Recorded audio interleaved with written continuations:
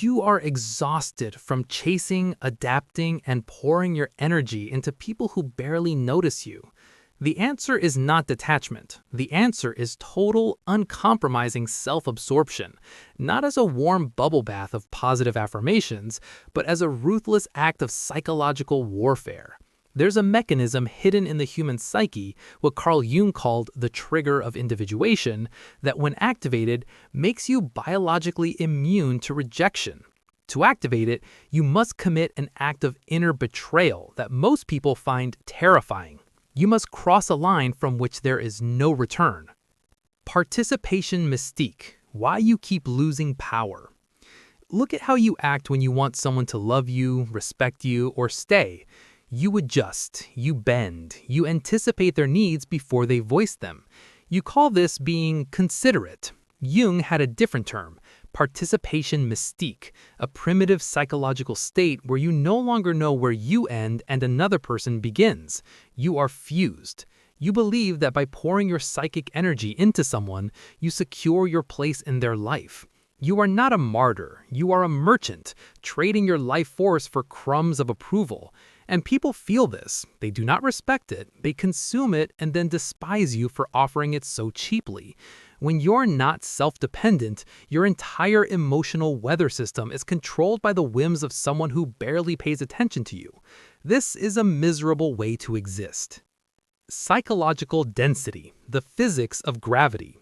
To change this, you must understand the brutal law of human dynamics. People are attracted to scarcity. They are attracted to gravity. Gravity requires mass. Gravity requires density. When you are constantly reaching outward, trying to fix others, please others, be noticed, your energy disperses. You become vapor. One critical comment can carry you away. The people who command respect by simply entering a room have collapsed inward.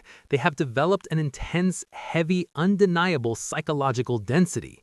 They are so deeply rooted in their own existence that they pull people into their orbit. Stop projecting your energy outward. Your attention is your soul's currency.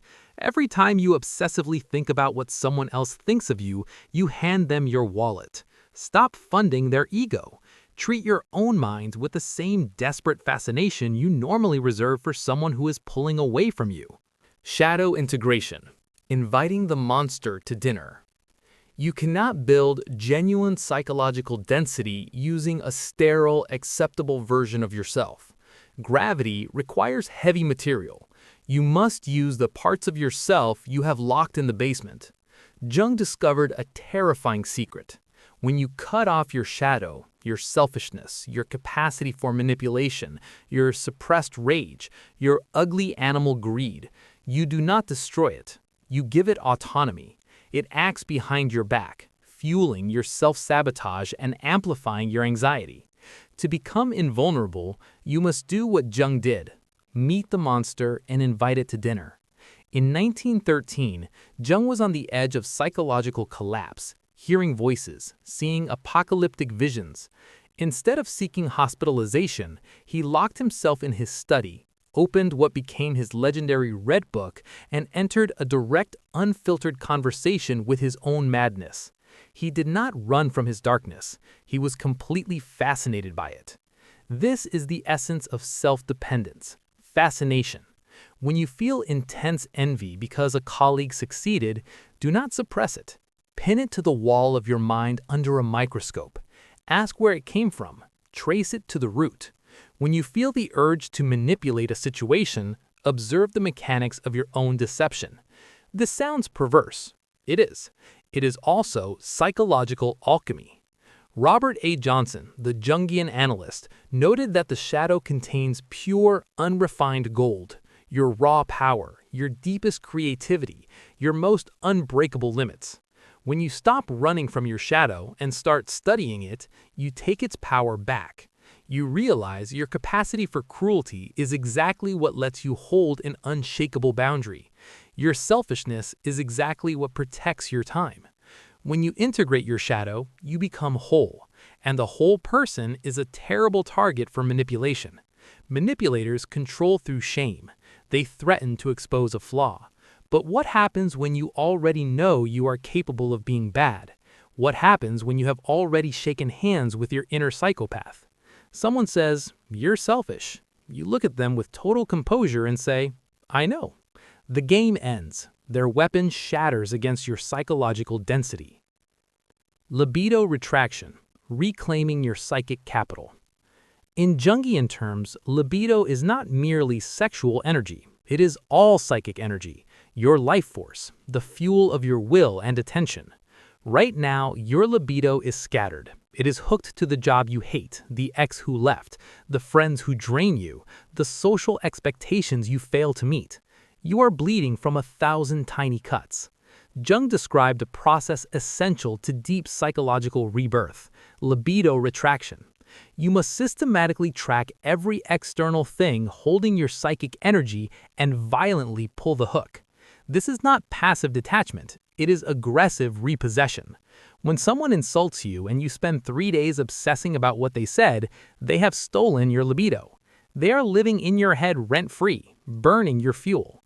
Retraction means notice the obsession, force break the attachment, and redirect that precise quantity of mental energy on a personal objective. The anger they caused, use it to lift heavier weight. The anxiety they gave you, use it to execute your strategy without flinching. You become an alchemical furnace. In alchemy, base metals are not transformed by exposure to open air.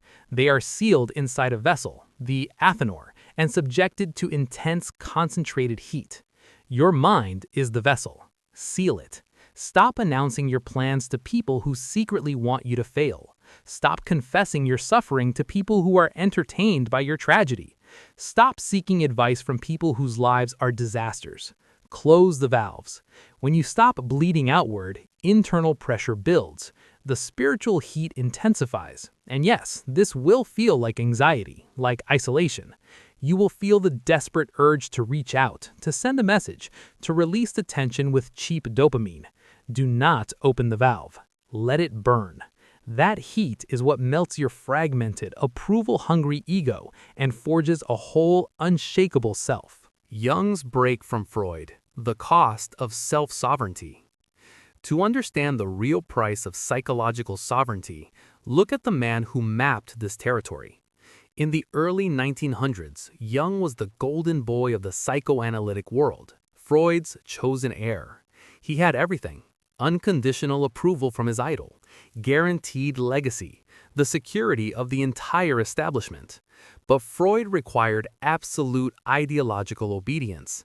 To keep the crown, Jung had to suppress his own evolving theories, to amputate his own psychological discoveries to fit Freud's rigid framework. In 1913, Jung made the choice. He published his dissenting ideas and destroyed the relationship. The consequences were apocalyptic. Freud excommunicated him. Colleagues turned away. The establishment branded him a mystic and a traitor. Jung was left in complete, monstrous isolation, stripped of his professional world, his friends, and his mentor in one brutal strike. It broke him. But that collapse was precisely the catalyst required. With no one left to orient himself toward, he was forced to look inward. He retreated to his studio, opened the Red Book, and began the direct, unfiltered dialogue with his own unconscious that produced his entire life's work. He stopped being Freud's student, he became Jung. There is a Freud in your life right now. It may be a toxic partner you're terrified of losing, a friend group that constantly diminishes your ambitions, a career path you hate but that makes your parents proud, a social expectation that dictates who you must be. You cling to it because it creates the illusion of structure. You must take the knife and cut. Deliberately provoke your own social or emotional exile. Your nervous system will scream. It will demand you return, apologize, submit, beg to have the chains put back on. Let it scream. The pain of that separation is the sensation of your psychic energy returning to its rightful owner. The anima-animus projection. Why you fall for people. There's a final, deeper layer. Jung established that every person carries an internal masculine or feminine figure, the anima in men, the animus in women. This is the unconscious representation of your unrealized potential. But because you fear this vast internal power, you refuse to embody it. Instead, you project it outward. You scan the crowd. You find someone who displays a fraction of these qualities and fall desperately, obsessively in love. Or you find a guru, a mentor, a leader, and worship them. What you are actually in love with is not the person. It is the unrealized parts of your own soul that you have pasted to their face. You are drawn to her wild, uncompromising freedom because you have caged yourself. You are obsessed with his dark, imposing confidence because you are paralyzed by self-doubt. You worship the entrepreneur's ruthless focus because you are drowning in distraction. You are using them as a substitute for your own greatness, trying to possess them in order to possess those traits by proxy. This is why relationships collapse. Eventually, the person behind the projection makes a mistake. The mask slips, and you feel betrayed.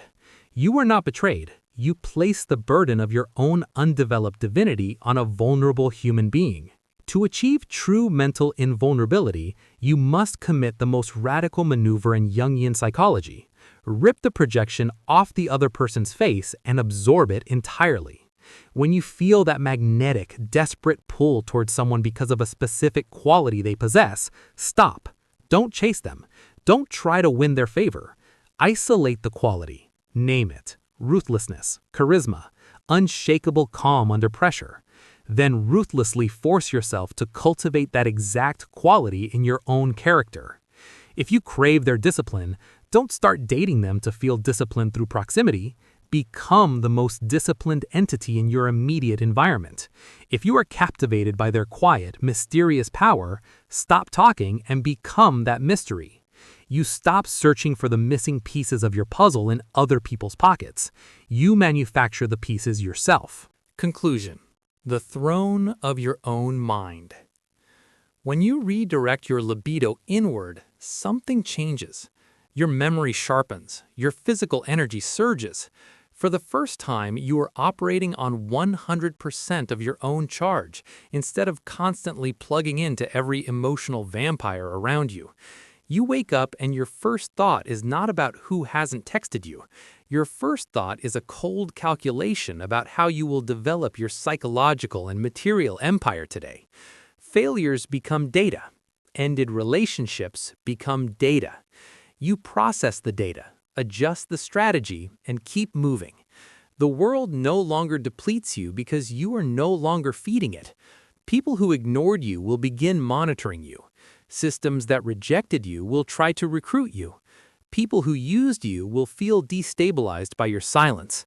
They will realize with sudden, mounting dread that they no longer have leverage over you.